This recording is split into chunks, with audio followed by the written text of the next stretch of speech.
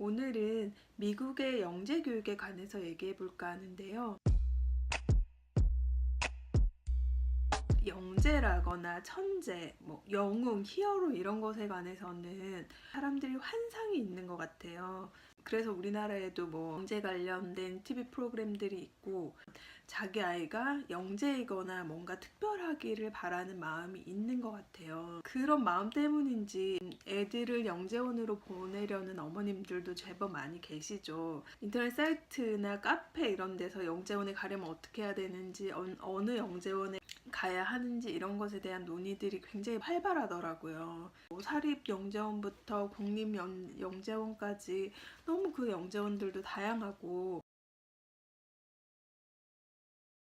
우리나라의 영재의 케이스는 빨리 그 영재성을 발견하고 어린 나이에 교육을 해서 좋은 대학에 보낸다, 내지는 대학을 좀 더 일찍 가는 케이스들, 송유근 케이스가 대표적인 경우죠. 미국 같은 경우는 물론 마찬가지로 우리나라처럼 대학을 일찍 가는 그런 영재들의 케이스들이 있죠. 대표적인 게 그 드라마 빅뱅 이론의 셀든이죠. 셀든이 아주 어린 나이에 대학교에 들어왔고 30대에 물리학 박사를 하면서 그 막 겪는 얘기들을 다루고 있죠.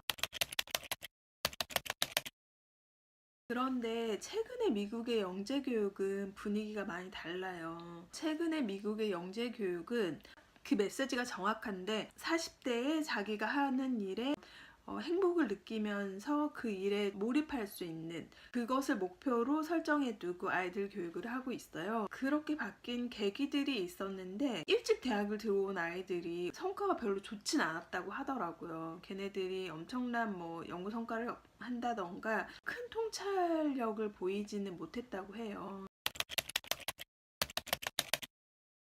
미국 전체에서는 영재원이 몇 개 있다고 하긴 하더라고요. 영재 학교가 몇 개 있다고 하는데 굉장히 들어가기 어렵고 엄격한 테스트를 통해서 그 영재원에 들어가는데,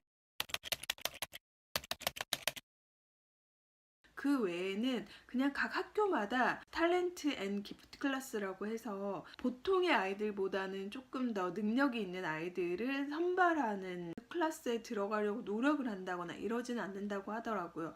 오히려 선발이 됐는데 듣지 않는 경우도 많다고 하더라고요. 그 클래스를 들었다고 해서 미국 대학을 들어가는데 가산점이 있다거나 그런 게 전혀 아니기 때문에 그 클래스를 들어가려고 노력하지 않는다고 하더라고요.